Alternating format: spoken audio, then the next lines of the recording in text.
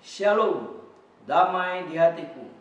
Kembali bertemu dengan saya Pendeta Jonathan F. Lukulalan pada hari Kamis tanggal 3 Agustus tahun 2023. Mari kita berdoa. Tuhan Yesus, kami akan menyampaikan firman-Mu. Urapi hamba-Mu dengan kuasa Roh Kudus-Mu, dan juga para pendengar yang akan mendengarkan firman Allah, Tuhan juga mengurapinya dengan kuasa Roh Kudus. Dan Roh Kudus memampukan kami untuk kami dapat menerima firman Tuhan dengan baik dan melakukannya. Berfirmanlah karena kami sudah siap untuk mendengarkan firman-Mu.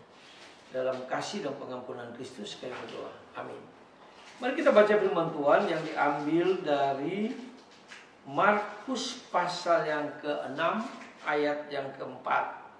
Firman Tuhan berkata begini: seorang nabi dihormati di mana-mana kecuali di tempat asalnya sendiri.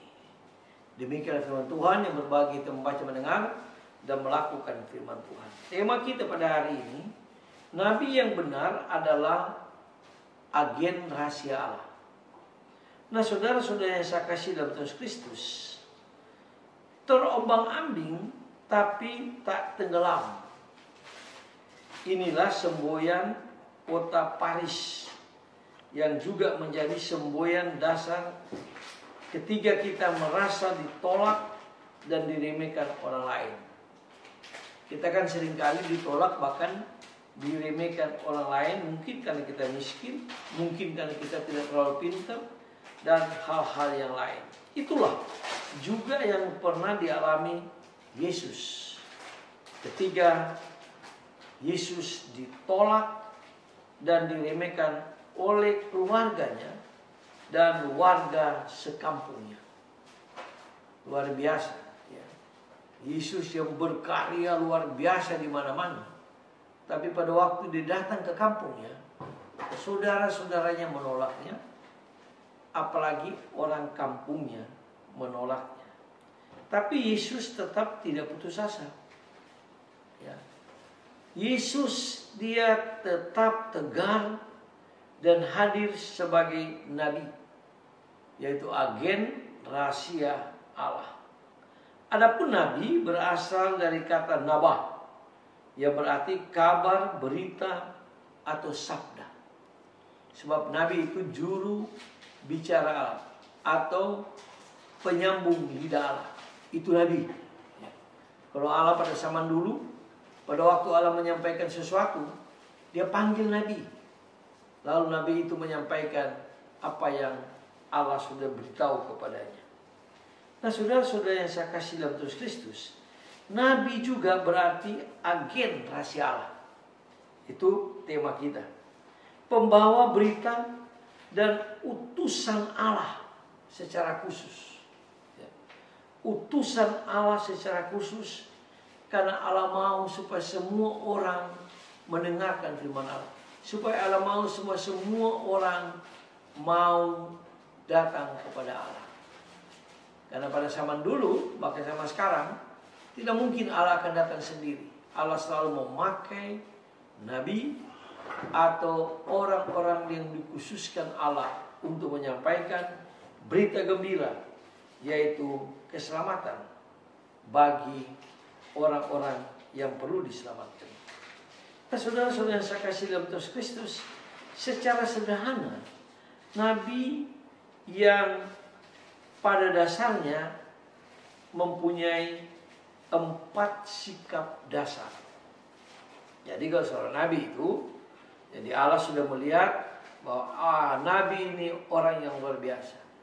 Makanya ada 4 sikap dasar sebagai nabi yang menjadi agen rahasia Allah. Nah, yang pertama, yaitu nabi itu harus jujur. Dia harus jujur dan dia selalu mempunyai amanah yang datang dari Allah. Itu nabi. Nabi itu tidak boleh berbohong. Nabi itu dia harus jujur, jujur dan jujur.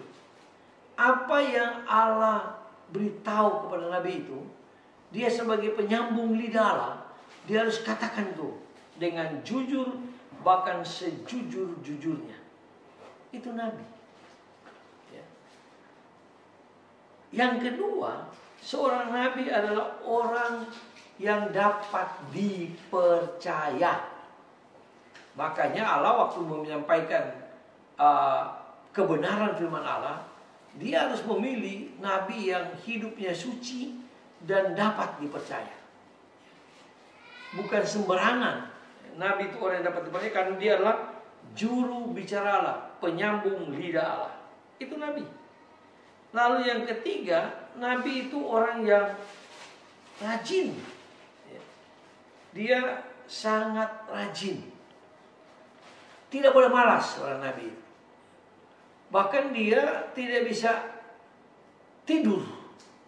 Makanya Yesus kan sebagai nabi juga dia mengatakan dia tidak ada tempat untuk meletakkan kepalanya. Karena nabi ini dia harus rajin, dia kerja keras, dia berjuang, ya.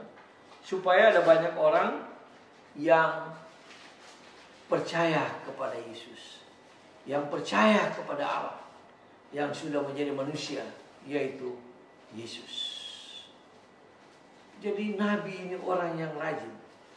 Makanya Allah bilang kan, orang yang malas belajar kepada semut. Kan malu.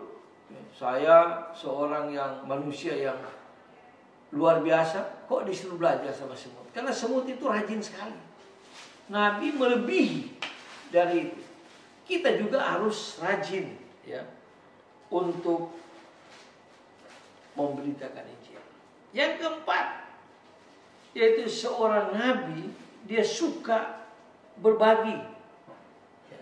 Dia suka berbagi. Artinya seorang nabi itu dia punya hati yang senang membagi. Seperti Yesus kan. Yesus sebagai Tuhan, sebagai nabi, dia senang, ya, menyelamatkan orang, memberi makan 5.000 orang dan seterusnya. Itu nabi. Ya, nabi tidak boleh pilih-pilih orang. Dia harus selalu membagi dan dia harus tegas. Ya. Itulah seorang nabi, suka membagi.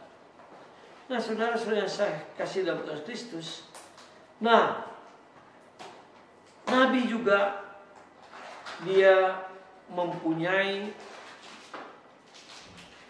4 perjuangan yang menjadi panggilan dasarnya.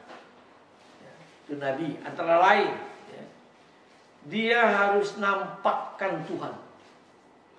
Jadi nabi itu karena dia berjuru bicara Allah, karena dia penyambung lidah Allah, maka dia selalu menampakkan Allah di depan.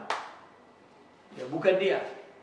Dia harus selalu mengandalkan Allah di depannya. Lalu yang berikutnya, nabi itu harus tahu tujuan, arahnya kemana. Tahu. Ya, kalau nabi bicara, dia suruh orang bertobat, pasti arahnya apa? Kalau orang bertobat, percaya Allah, percaya Kristus, pasti tujuan akhirnya adalah surga yang kekal. Tapi nabi juga tegas. Kalau orang mau percaya apa yang sudah disampaikan oleh nabi, ya, dia tidak mau percaya, maka tujuan orang itu pasti masuk neraka. Jadi tidak ada keraguan-raguan. Tujuan.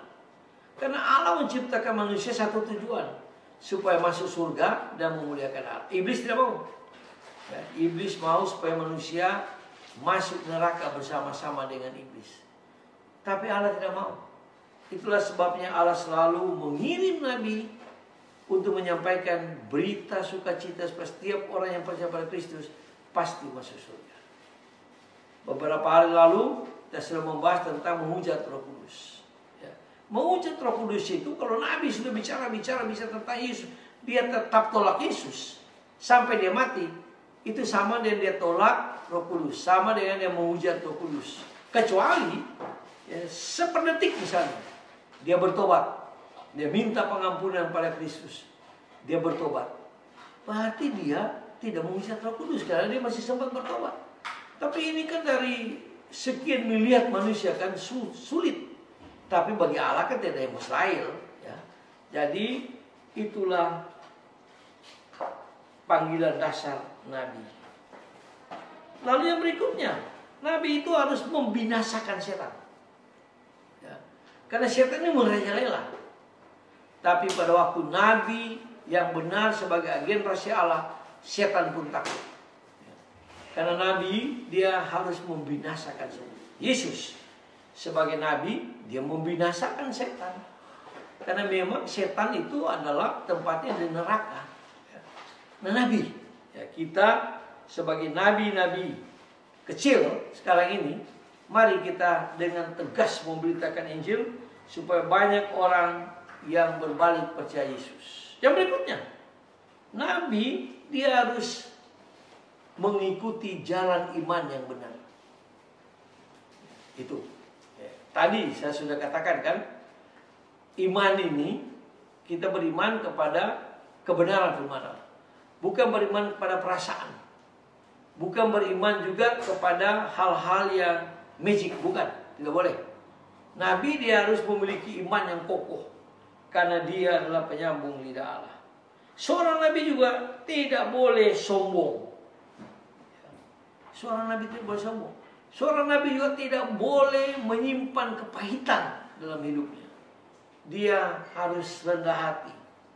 Dia tidak boleh meremehkan orang lain.